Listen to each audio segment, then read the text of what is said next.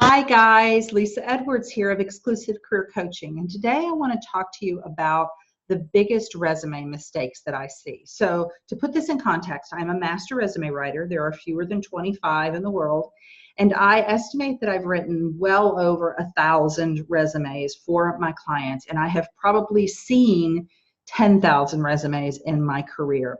So I have a lot of data from which to pull. And I often will tell people when they reach out to me, I will say, I can pretty much tell you what is not working with your current resume without ever looking at it, because I know what resumes look like. And these are the top 10 things that I see most frequently, not in any necessary or particular order, but these are the 10 things that I see. So number one, there's no clear job target on the resume. So the resume isn't focused on a particular job or a particular classification of job. It's sort of generic, one size fits all. And oftentimes that's done because either the client doesn't know what they want to do, wants to kind of keep their options open, or just doesn't know how to write properly to their job target. And so that's one of the things that I do with my clients is we get really clear on what kind of position they're focused for. They're focused on, and it may be that they need multiple resumes if they want to apply for positions that are, kind of separate from one another, different from each other. So number one is no clear job target. Number two, there's no differentiating brand on the resume. And so one of the biggest parts of the work that I do with my clients in preparing their resume is getting crystal clear on their brand differentiators. What do they bring to the table that no one else does? So what I often get from clients when we start to do this work is I get very generic information. Oh, I'm a hard worker, I'm a team player. I had an accountant recently who told me that what was different about him was that he was very good with numbers. Really? So that's kind of my analogy, is that's like going to the car dealership and you ask the salesman, tell me about this particular vehicle. I'm very interested in it. And he says, wait, this one, it has 4 tires, an engine, and a steering wheel, right? It doesn't differentiate that vehicle from really any on the planet. And so that's the work that I do with my clients, is let's get really crystal clear on what do you bring that the competition won't have. I always ask them to picture being in a crowded lobby waiting for their interview with all the other candidates. They're kind of looking around the room and they know these people. They know them because they've worked with them. They know them because they've been in their competitor's place of employment. And they have a sense of what those people bring to the table. When they go into that interview room and the interviewer says, why should I hire you? What are they going to say? I promise you, if the answer is I'm a hard worker and a team player, they're going to be passed over for the next candidate. So getting really clear on those brand differentiators. And I'm going to do another video soon, so it's probably on here as you're listening to this, about brand you. What's your personal brand and how do you develop that? So that's number two. Number three, I still see resumes, and this is typically with older clients, not with you guys in the 22 to 32 year age range that I primarily work with, but I'll have older clients who will have dense, large text paragraphs. So they'll have every job duty that they've ever performed for that job in that. Nobody's going to read that. Nobody's going to take the time to sift through that. And so one of the things that I do with my clients is we filter through that dense paragraph to get the most important parts of the job duty out and drill that down to no more than 2 or 3 lines of paragraph text, and that's all going to be job duties. The next thing that I see, number 4, is a resume that is focused on job duties, job descriptions, rather than achievements. So oftentimes with younger folks, everything is bulleted. All the job duties are bulleted. And so essentially, you're not really marketing yourself to an employer. You're simply stating, here are the jobs that I performed, here are the duties that I had, and I did them. It does not market you, because what it markets you are your achievements. So we make a very clear distinction as professional resume writers in that bullets are reserved for accomplishments. Job duties go in the paragraph, and we have 4 to 5 bullets max per job, and those are all your achievements that tell the reader how well you perform that job. There are some kind of metrics in each of those, some kind of evidence that you did that thing well. So that's number 4. Number 5 is very closely associated, and that is death by bullets. So oftentimes when we see someone has put their job duties in bullets rather than in a paragraph. There are 14 of them for each job. And it makes the resume super long and tedious, but secondly, it does not serve you because no one will read all of that information. It's too much information. So if we can have 4 to 5 bullets and they're all accomplishments rather than job duties, and they're hard-hitting, high-impact achievements, much more effective.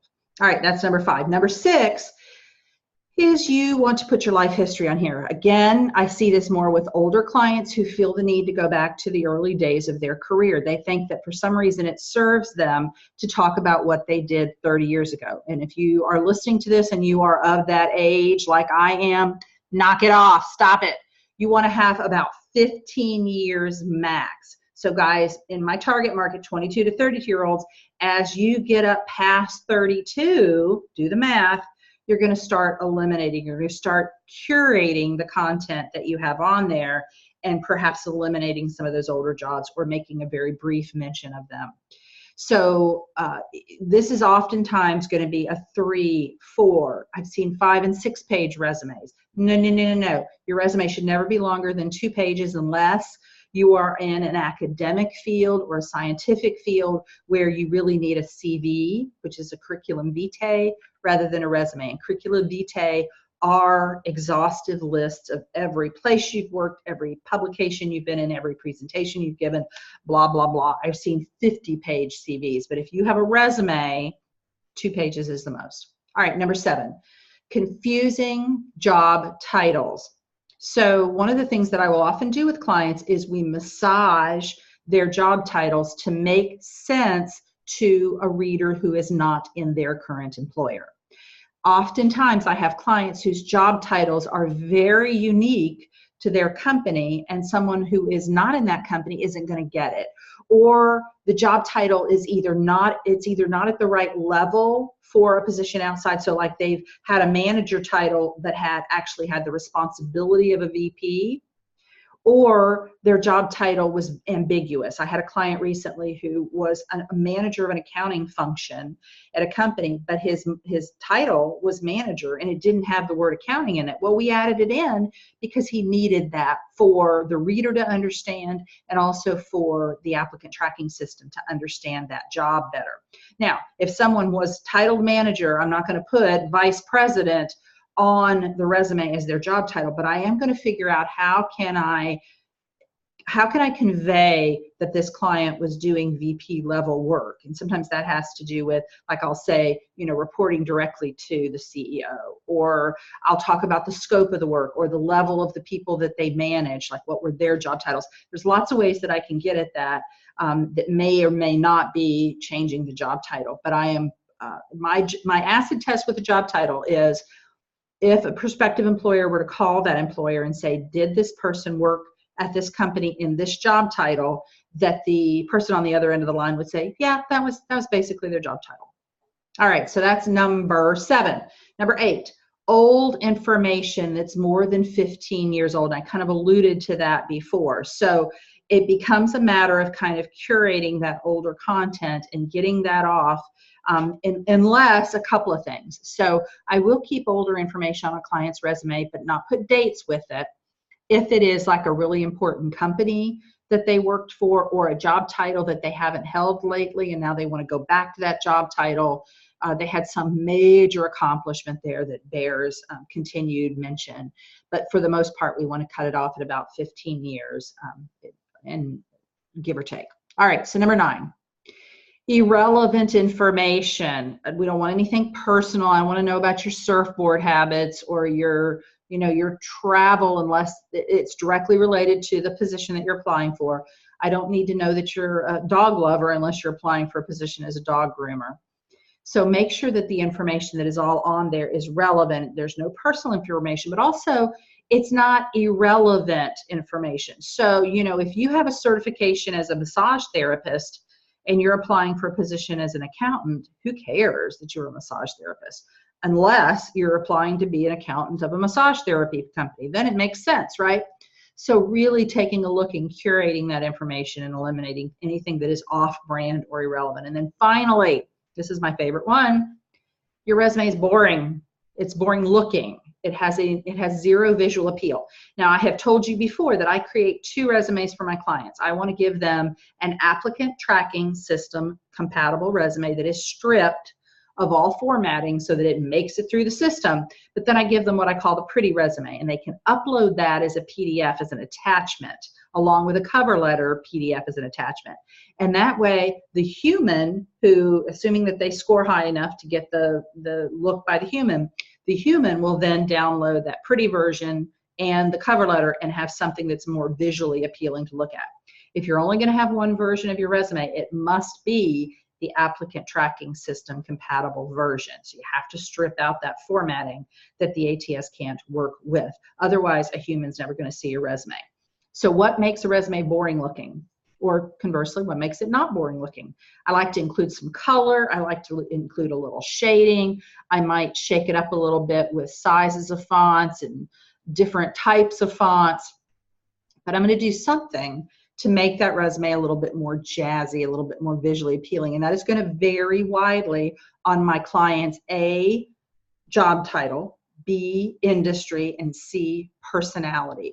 And so as I'm talking to the client, I'm getting a sense of who they are. I'm also looking at what did they have before. So apparently, at some time they found this resume, this old one, attractive and appealing to them. So I'm going to kind of use that also. And if I'm unsure, I'm going to ask them some questions. I might say, hey, what do you think about having, some blue on your resume? Or what do you think if we do, if they're in a creative field, I'm going to really see how far they're willing to push the boundaries of their resume to make it really super creative within good taste. So don't have a boring looking resume, guys. And that does not mean that it should be cutesy or I don't know, gimmicky, but it should be interesting looking. The look that I go for is professional and handsome. I think all my resumes, regardless of whether they're for males or females, I want them to be a very handsome resume. So those are my top 10 biggest resume mistakes. You have no job target, you have no clear branding, you have big chunks of text, you have a focus on job descriptions rather than achievements, you have death by bullets, you have your whole life history, a 3 or more page resume. You have confusing job titles that won't make sense to an outside reader. You have old, more than 15-year-old information on there. You have irrelevant off-brand information on there, and it is boring looking. All right, I hope this has been helpful. If you'd like to take this work further, check out my podcast at The Exclusive Career Coach. It's all things career management, not just the job search, so I've got you covered. You can also connect with me on Instagram at lisa.edwards, and that's LESA.Edwards. You can find me on LinkedIn at Lisa Edwards, again, LESA, and you can follow me on Facebook at Exclusive Career Coaching.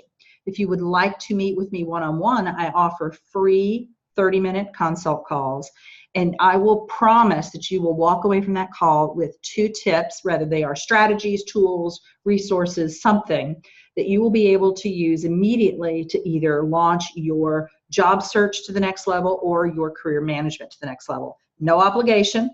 And if I think that I can help you further, I will tell you what that looks like during that call, but I won't pressure you at all. So if you want to do that, the URL to connect with me is www.timetrade.com/book/D6KLN. That again is www.timetrade.com/book/D6KLN. See you soon.